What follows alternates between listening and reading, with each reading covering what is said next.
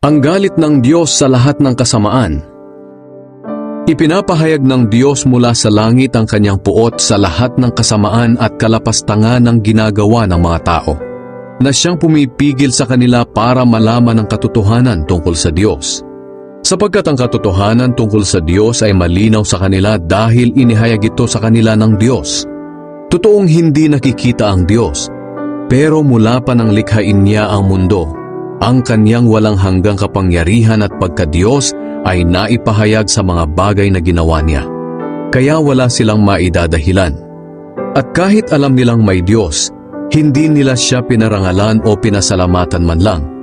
Sa halip, ibinaling nila ang kanilang pag-iisip sa mga bagay na walang kabuluhan.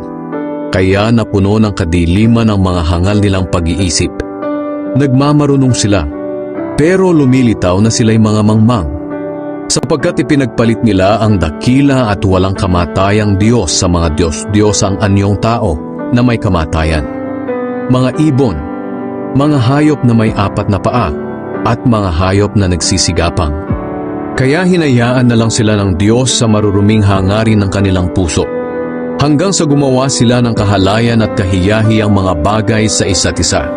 Ipinagpalit nila sa kasinungalingan ng katotohanan tungkol sa Diyos.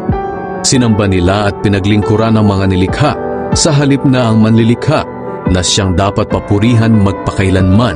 Amen.